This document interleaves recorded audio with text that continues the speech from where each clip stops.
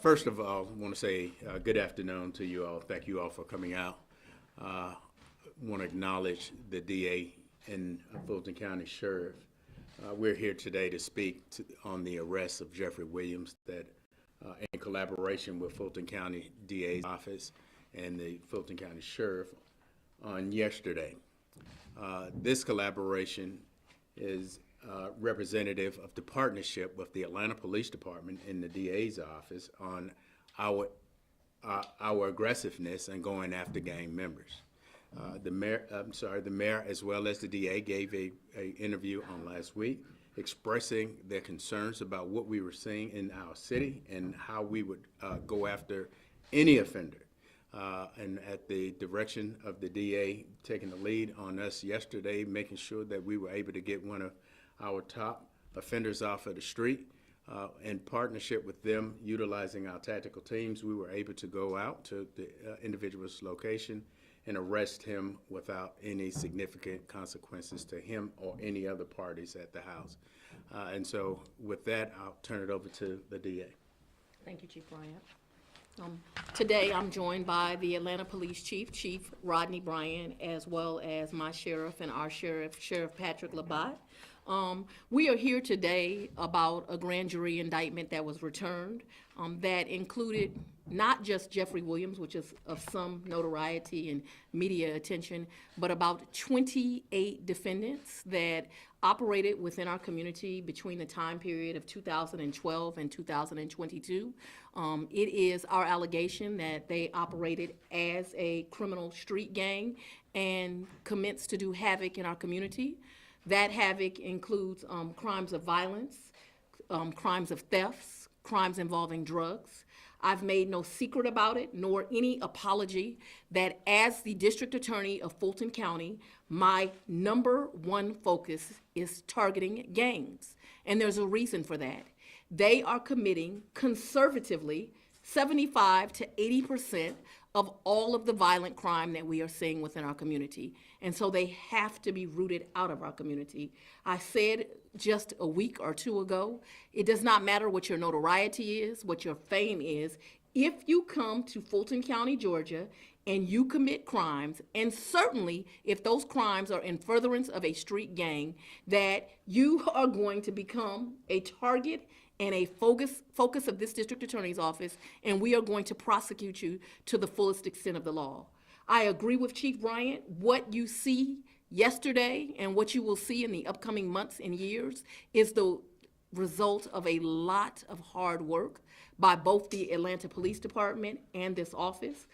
We are proud to bring forth this indictment and hopefully to bring justice to a lot of the community who was victimized through the course you see in this indictment. But more importantly, the most important thing that we are here to do is to keep this community safe, and we believe removing these 28 defendants will keep Fulton County safer.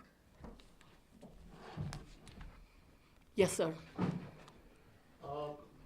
The indictment's got Young Thug and a bunch of other rappers. There was one name I was actually expecting to see there that I didn't, and that's Jack Harlow. Can you speak to that? What I'll tell you is that as large as this indictment is, I told my team that let's not be sexy, now let's not overreach, let's be conservative in our approach, which is always the approach that I take. And in taking that approach, 28 defendants were indicted, and they were indicted for the crimes that I believe were appropriate for this RICO indictment. And so I won't speak to any person that is not named. These are serious, significant charges. I would imagine you're going to see some pretty serious sentencing here.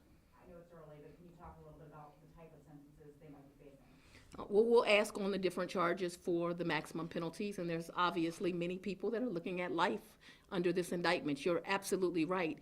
These are serious times.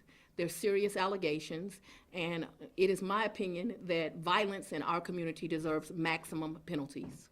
In a recent interview, you said in the coming weeks and months to expect indictments, RICO charges, gang charges. We see that with fear, but this is only focused on the YSL gang. At that time, you used plural indictments. Should we expect more indictments against singular gangs in the coming weeks and months? Is that what you were meaning with that quote? Yeah, and if you're already aware, we dropped an indictment not that long ago against YFN. It is certainly a tool that I believe in, which is using RICO. I believe, the reason that I believe in it as a tool is it allows juries and the communities to see the complete picture of a crime so they can truly be educated and have facts to weigh when they're making decisions.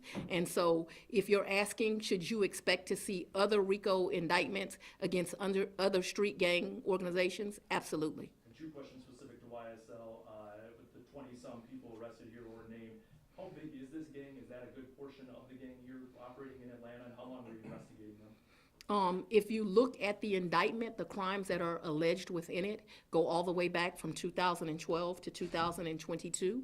I wouldn't say that it contains every act of crime that YSL committed. It is a significant gang that operates here in Atlanta, Georgia, and not every member became a defendant within this indictment, but certainly a significant amount did, and certainly some of the leadership, which is what's most important.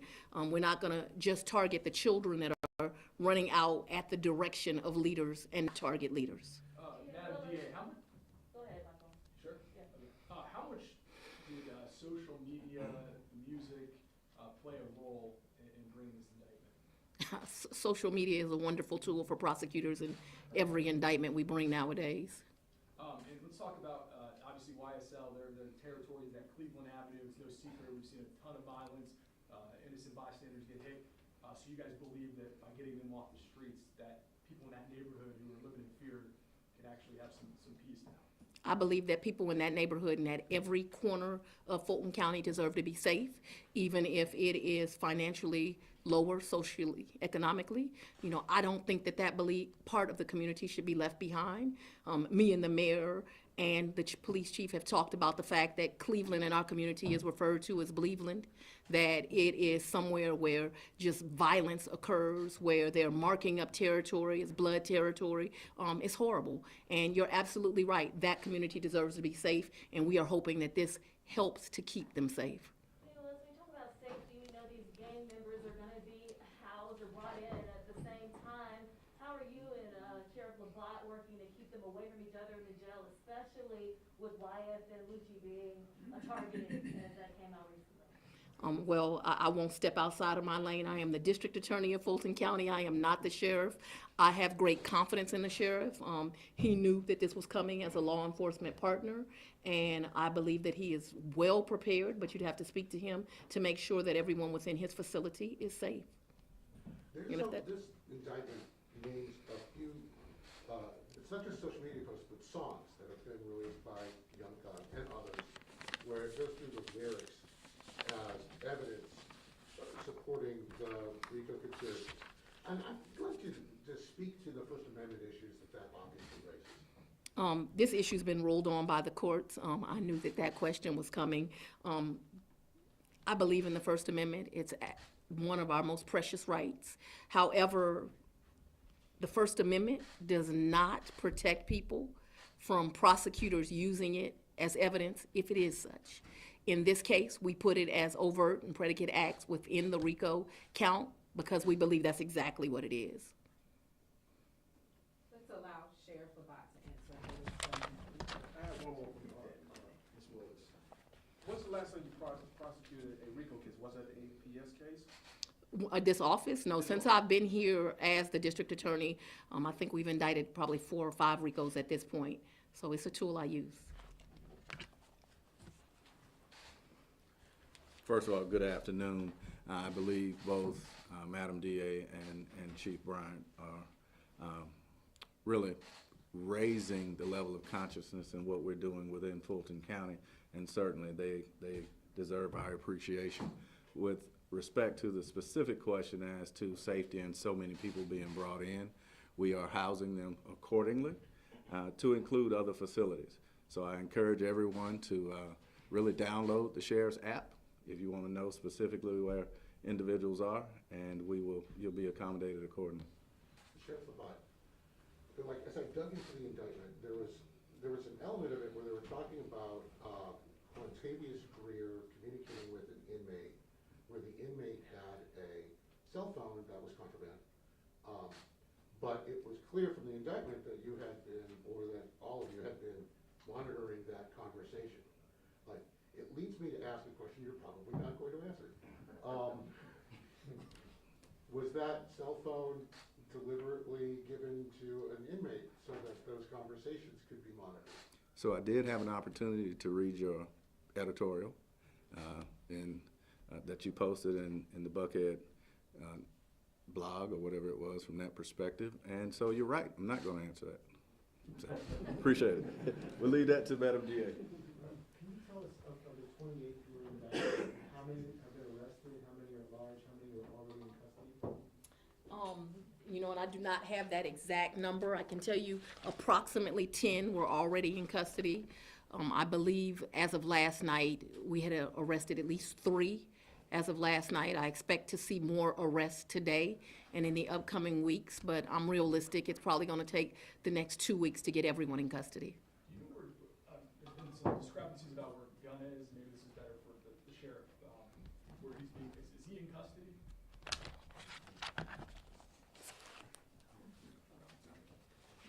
Short answer, Michael, he's not in custody. Okay. I mean, has there been arrangements for him to surrender, or is he considered a fugitive right now? Well, we're making arrangements as much as he had representatives call me last night directly. So we'll muddle through that piece and let you know. And again, download the Sheriff's app. Make sure. Sheriff, one more question. Yes, sir. Have you had to take any special precautionary measures at the jail in light of high profile, I mean, you mentioned people being housed differently, but just safety for your corrections officers, and what kind of, are you able to reveal some of the things you've had to do in light of? And that's a great question, and I appreciate you taking the time to come visit us a couple of weeks ago. To that extent, based on some of the things that we found, we've already begun new procedures.